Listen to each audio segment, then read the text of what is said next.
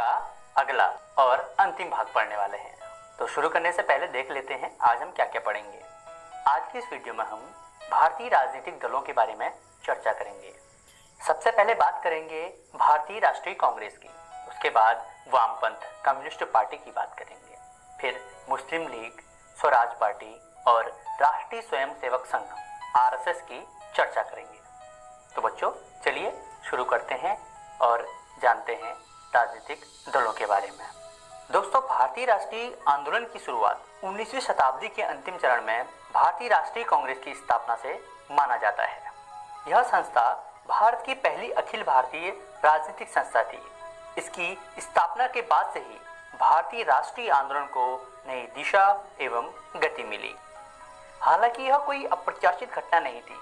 इसके पूर्व भारत में आधारभूत संरचनाओं के विकास, आधुनिक शिक्षा पद्धति के प्रसार, समाचार पत्रों के विकास तथा धार्मिक सुधार आंदोलनों के उत्थान एवं यूरोप में चलने वाले राष्ट्रीय आंदोलनों ने भारतीयों में राष्ट्रीय चेतना जागृत करने में महत्वपूर्ण भूमिका निभाई थी। इसी परिप्रेक्ष्य में भारत में क्षेत्रीय स्तर पर कई संगठन भी स्थापित हो चुके थे। दोस्तों, 1883 ईस्वी में इंडियन एसोसिएशन के सचिव आनंद मोहन बोस ने कलकत्ता में नेशनल कॉन्फ्रेंस नामक एक अखिल भारतीय संगठन का सम्मेलन बुलाया, जिसका उद्देश्य बिखरे राष्ट्रवादी शक्तियों को एकजुट करना था।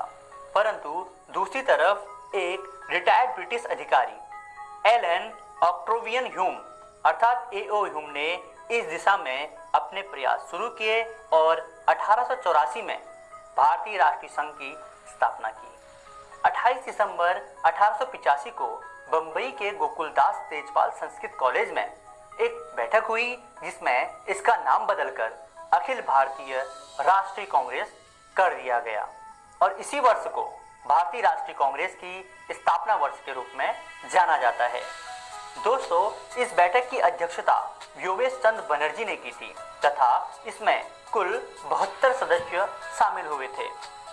इसके बाद बात करते हैं वामपंथ अर्थात कम्युनिस्ट पार्टी की।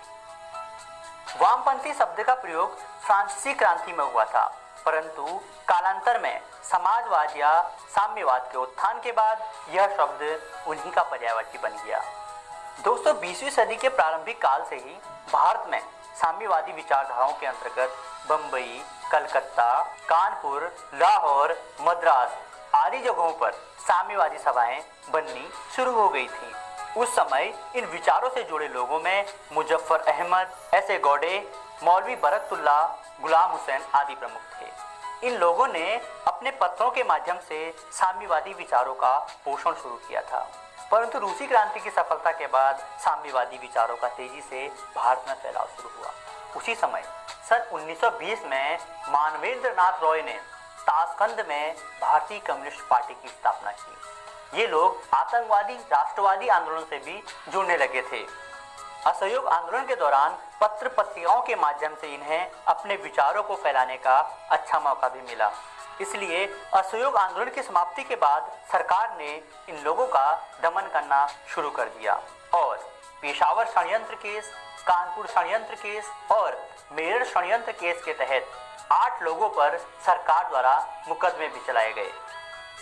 दोस्तों, इस पार्टी ने किसानों को साम्यवाद से जोड़ने का प्रयास करते हुए विभिन्न स्थानों पर किसान मजदूर पार्टी की स्थापना की। लेबर स्वराज पार्टी भारत में पहली किसान मजदूर पार्टी थी। अक्टूबर 1934 में बम्बई में कांग्रेस समाजवादी दल की स्थापना की गई। इससे पहले 1931 में बिहार समाजवादी दल की स्थापना जयप्रकाश बाबू ने की थी। दोस्तों, अब बात करते हैं मुस्लिम लीग की। 1857 के विद्रोह में हिंदू मुस्लिम एकता ने अंग्रेजों को अचंभित कर दिया था। इस विद्रोह के बाद अंग्रेज सोचने पर मजबूर हुए कि भारत में जहां धार्मिक एवं जाति विभाजन काफी कठोर है, वहां दोनों संप्रदाय को आमने सामने खड़ा करके आसानी से शासन किया जा सकता है। यही फूट डालो और शासन करो की नीति की चरम परिणति थी। दोस्तों, यही कारण था 1887 में लॉर्ड डफरिन ने कांग्रेस को हिंदुओं की पार्टी कहकर संबोधित किया था। दूसरी तरफ भारतीय राष्ट्रीय कांग्रेस के नेतागण और अन्य राष्ट्रवादियों ने भारत में राष्ट्रीय चेतना के प्रसार के लिए धर्म का सहारा लेना शुरू कर दिया। इस तरह एक पृष्ठभूमि तैयार हो रही थी क्योंकि कुछ मुस्लिम संभ्रांत लोग भी अंग्रेजी समर्थन पाकर अपने समाज को उपेक्षा की स्थिति से बाहर निकाल विकास के रास्ते पर लाना चाहते थे। अतः मुस्लिमों में शिक्षा के प्रसार के प्रयास किए जाने लगे। सन 1905 में लॉर्ड कर्जन के बंगाल विभाजन की घोषणा द्वारा पूरे बंगाल को दो प्रांतों पूर्वी बंगाल और पश्चिमी बंगाल में बांट दिया गया।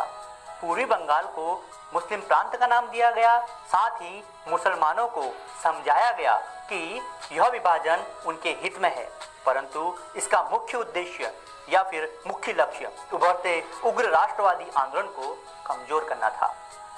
सरकार की इस नीति का हिंदू और मुसलमानों दोनों ने मिलकर इतना कड़ा विरोध किया कि अंततः लॉर्ड हार्डिंग ने 1911 में बंगाल विभाजन वापस ले लिया। दोस्तों, 30 दिसंबर 1906 को ऑल इंडिया मुस्लिम कॉन्फेडरेंसी का सम्मेलन बुलाया गया। यहाँ इसका नाम बदलकर ऑल इंडिया मुस्लिम लीग रखा गया। 1916 में कांग्रेस और लीग में समझौता भी हो गया। इसके बाद आगे चलकर मोहम्मद अली जिन्ना के नेतृत्व में मुस्लिम लीग ने कांग्रेस से अलग होकर शासन में अलग प्रतिनिधित्व और प्रतिनिधि क्षेत्र की मांग रखनी शुरू की, जिसने भारत विभाजन का मार्ग प्रशस्त किया। आइए अब बात करते हैं स्वराज पार्टी की।